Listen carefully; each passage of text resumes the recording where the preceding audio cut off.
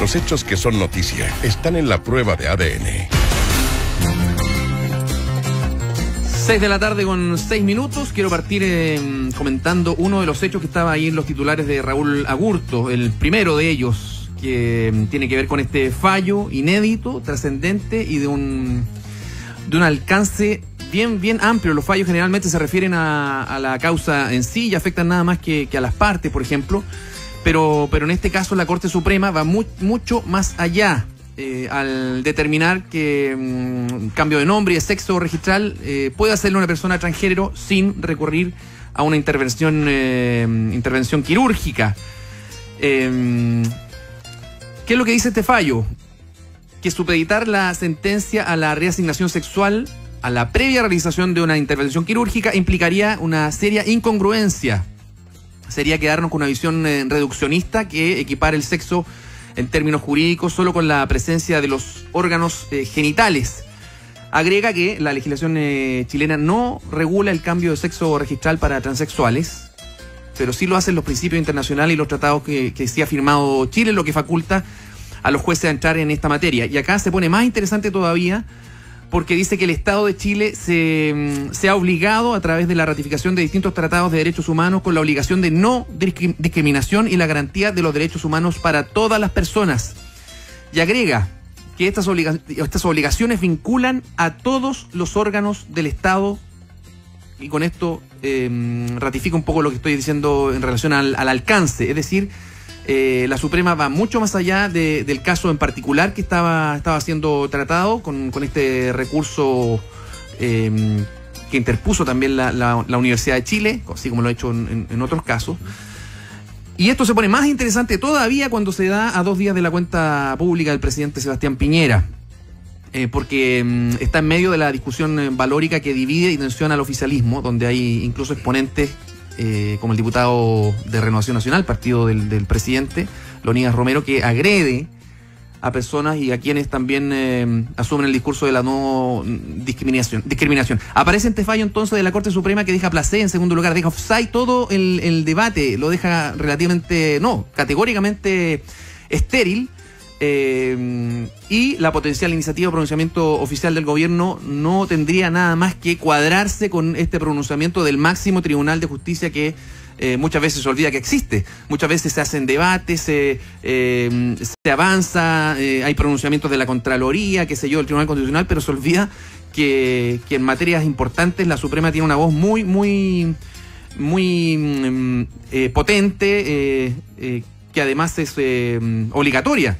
Entonces, es más o menos el contexto en que se da este fallo en un momento muy especial para nuestro país, donde estos temas van avanzando y se discuten, la opinión pública tiene voz, y muchas veces lo que dice la justicia, por ejemplo, o la voz de la ciudadanía no va acorde con lo que están discutiendo los políticos, pero en este caso no queda otra, insisto, que ponerse a tono con lo que está diciendo la Corte Suprema. Sí, es uno de los temas. Es bien interesante el fallo si uno lo lee en detalle respecto justamente a la claridad que tiene para resolver este tema, que fue revocar finalmente un fallo que había existido en la Corte de Santiago y que da cuenta de una situación que ya se había enfrentado a la justicia en otras oportunidades, si es que efectivamente se puede hacer un cambio registral de personas trans en sus documentos sin que tengan que pasar por la humillación de revisiones o obligatoriamente eso tenga que significar un cambio en su sexo a través de operaciones o de tratamientos hormonales. Aquí el fallo es clarísimo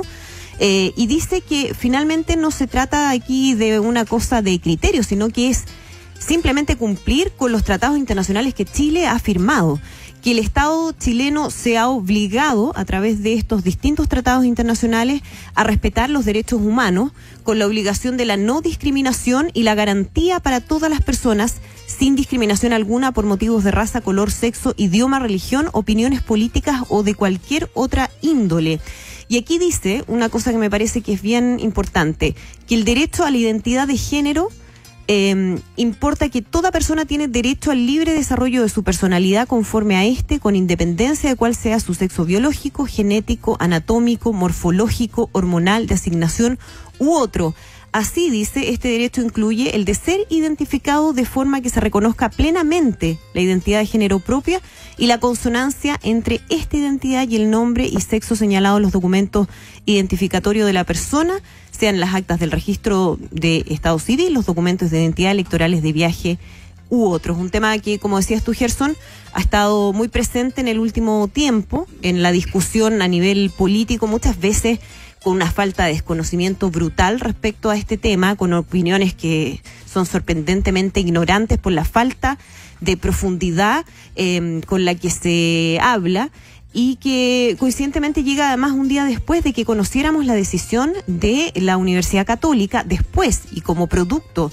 de lo que fue la toma feminista en la Casa Central de la Universidad Católica, de reconocer a los estudiantes trans con la identidad de género que ellos hayan elegido a través de sus documentos, a través de todos los registros que existen en esa casa de estudio. Me parece que justo después, ¿no?, cuando había ahí una señal importante de lo que se había logrado en ese sentido, llega este fallo de la Corte Suprema que obviamente va a marcar un antes y un después en términos de otros procesos. Hay 90 casos que se están tramitando en relación a este tipo de causas. Pero, insisto, esto va mucho más allá porque prácticamente ordena a todos los órganos del Estado cuadrarse con estos criterios.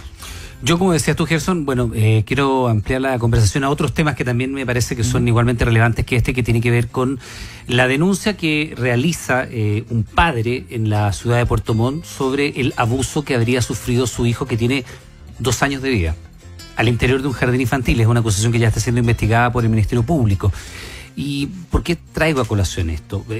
Porque ustedes probablemente se acordarán de un caso que fue muy dramático y que ocurrió a comienzos de siglo, el año 2001, cuando una guagüita de solo 6 meses de edad murió asfixiada en un jardín infantil en Las Condes cuando le pusieron una cinta en su boca. Brutal. Que decía "soy llorón". Una cinta de 12 centímetros por 4 de ancho que le provocó la muerte por asfixia. Bueno, ha pasado casi 20 años de eso y seguimos viendo actos de barbarie, porque no es otra cosa que un acto de barbarie cuando adultos, en el caso de Puerto Montt, humillan a un niño de 2 años, lo dejan a un costado de la sala, al lado de un cubo, con los pantalones a la altura de las rodillas, porque presuntamente se habría orinado en sus pantalones. Nosotros sabemos, y afortunadamente los estudios así lo indican, que las mayores diferencias cognitivas y afectivas de un niño se producen precisamente en la más temprana edad. A esa edad, entre los 2 y los 4 años, cuando los niños más son capaces de absorber conocimiento, de saber cuál es su lugar en el mundo, de aprender a diferenciarse del sí del resto y naturalmente fortalecer todas las características que después lo van a transformar en un ser humano. Bueno, esto se da en un contexto en el cual lamentablemente hemos ido conociendo casos que transforman a nuestro país en el segundo país que tiene mayores tasas de suicidio juvenil en la OCDE, en el segmento que da entre los 15 y los 19 años. La familia de Katy Winter de alguna manera ratifica a través de las entrevistas que han ido dando tanto su hermano como sus padres que hay una situación que tiene que investigarse allí, aunque el énfasis de ellos está puesto en otras materias, pero hay allí una situación que podría potencialmente decir relación con el bullying. No olvidemos que pasó lo mismo el año pasado en otro colegio particular acá en Santiago, donde un niño también se quitó la vida, y esto es una suerte de asesino silencioso que va socavando y recorriendo las aulas de nuestro país. Acá un llamado especial de atención a los papás, a las mamás, a los tutores, a los abuelos, a quienes tengan a su cargo un menor de edad, a estar muy atentos al menor cambio conductual que experimenten los niños, porque cada vez que ocurre esto hay algo detrás. A no normalizar, no podemos seguir normalizando conductas que son completamente anómalas al interior de un aula. No es normal, y por favor hagámonos cargo de eso, no es normal que los chicos se burlen de una niña que usa lentes. No es normal que hagan circular en redes sociales fotos íntimas de sus compañeros. No es normal que una persona que tiene sobrepeso se le tilde de gordo, de guatón y se le humille. Ni al que es bajo también, ni al que usa lentes, ni al que es distinto. Eso produce daño y eso lleva a muchos adolescentes en nuestro país a quitarse la vida. En este caso estamos hablando de un niñito de solo 2 años que fue humillado, maltratado, vejado delante de sus compañeros por adultos que estimaron que la mejor manera de hacerle aprender a ese niño que tiene que ir al baño a hacer sus necesidades es dejarlo semidesnudo durante horas de acuerdo al relato del padre.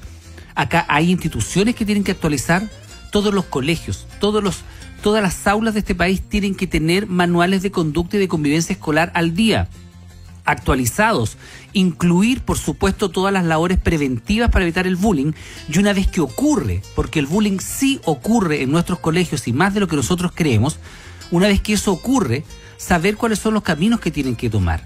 Los colegios tienen que ponerse al día, los jardines infantiles tienen que ponerse al día, en nuestras aulas universitarias tiene que pasar lo mismo, y hay que tener atención también a los canales a los cuales recurrir. Si el colegio, si el jardín, si la universidad no te responde, hay una superintendencia que puede y debe actuar y que ha actuado.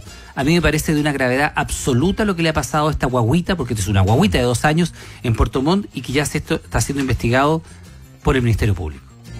Noticias con nombre y apellido. Estás en la prueba de ADN 91.7. Actualidad, deportes, noticias. Que al igual que yo hay muchas hermanas de la congregación y de distintas otras congregaciones que pueden estar en la misma situación que yo y que tienen miedo a hablar. Pensé que era normal que pasaba todo eso. Abuso de poder totalmente, abuso sexual igual. Bien, escuchábamos las declaraciones, el testimonio, un testimonio realmente muy fuerte de Consuelo Gómez, quien es protagonista de un nuevo escándalo de abuso y poder, de abuso sexual al interior de la Iglesia Católica. Ella denunció haber sido abusada sexualmente por otra religiosa mientras cumplía labores en un convento en Europa. En realidad ella hace una descripción de abusos desde que ingresa como novicia a sus 18 años, en un camino de manipulación psicológico, de abuso físico, abuso sexual, que la lleva a España, que la trae de regreso, que incluso la hace trabajar en la nunciatura con el nuncio directamente.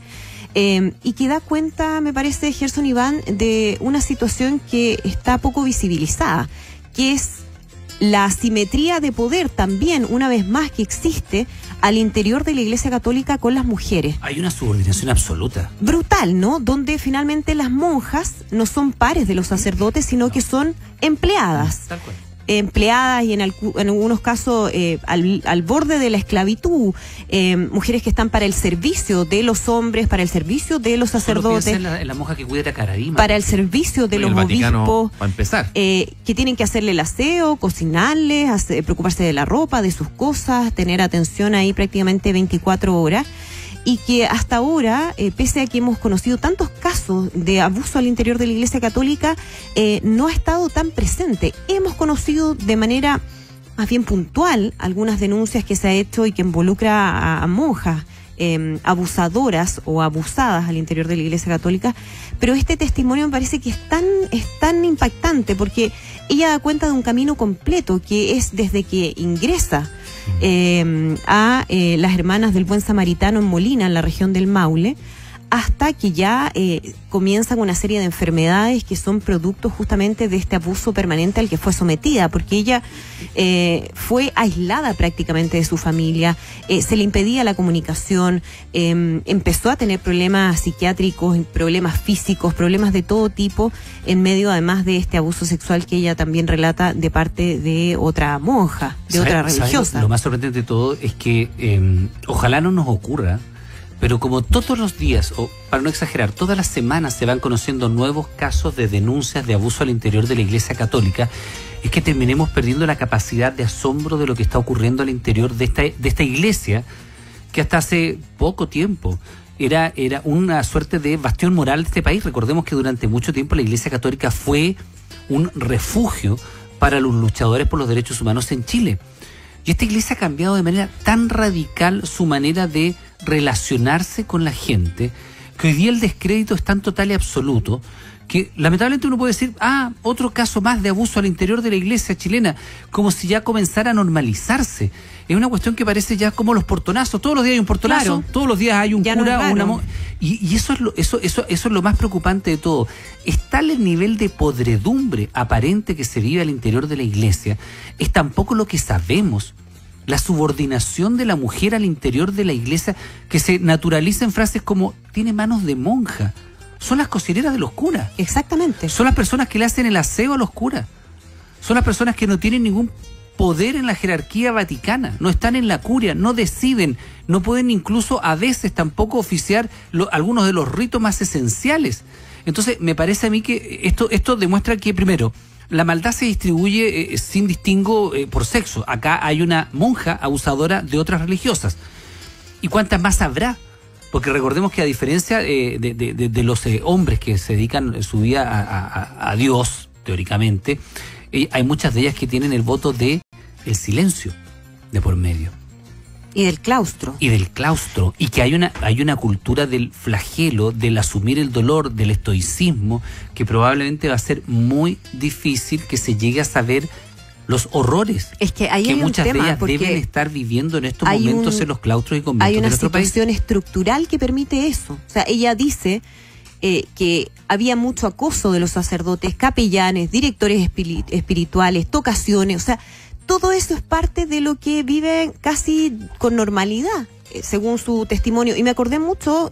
Todos estos casos son bien calcados el uno del otro. Pero claro, son como patrones de conducta, confluyen los mismos ¿no? factores, abuso de poder, abuso de autoridad, abuso de todo tipo. Me acordé, Gerson, lo que conversamos... Y en las redes de protección exactamente igual. De lo que conversamos con Felipe Berríos, ¿te acuerdan? A propósito de la situación de la iglesia y los abusos, pero él puso el punto respecto a la situación de las mujeres religiosas y... la situación de subordinación que existe, y me parece que este testimonio lo deja pero tan claro. ¿Te acuerdas lo que dijeron las víctimas de Caraima cuando estaban en Roma? Que ellos, una de las cosas que querían dejar en claro es que el abuso de la iglesia no es solo abuso sexual, sino que es también abuso de poder, que es exactamente lo mismo que después dijeron. O sea, que es otro tipo de abuso. El abuso sexual es parte del abuso de poder. Que es exactamente lo mismo que dijeron después los 3 sacerdotes de los que fueron nuevamente convocados para ser oídos por el Papa. Aquí había abusos de poder. Entonces, estamos hablando de una institución que tiene que de alguna manera darse cuenta que está podrida. Porque no solo abusa de menores, de niños que están bajo su tutela, sino que muchas veces se replican los patrones de conducta. ¿O ustedes creen, francamente, que los obispos que se criaron al alero de Caradima no tienen que también haber sido ellos víctimas de Caradima en su momento? ¿Y no están reproduciendo conductas aprehendidas? Totalmente. Bueno, solo para avanzar en otros temas, dar el crédito respectivo y nuevamente reconocer el valor de la prensa en estos casos. Todo esto se ha conocido gracias a la labor periodística en gran parte y por supuesto también con gracias a la valentía que se han atrevido y han confiado en los periodistas. En este caso, felicitaciones también a Consuelo Ferrer, que fue la periodista de Mola y que hizo esta entrevista, que hizo también que este caso se conociera. Sí, y también, perdón, Gerson, que me parece también importante relevarlo, el rol de Fundación para la Confianza, donde José Andrés Murillo justamente ha avanzado y ha hecho esa pelea para que otras víctimas de este tipo de abusos se atrevan a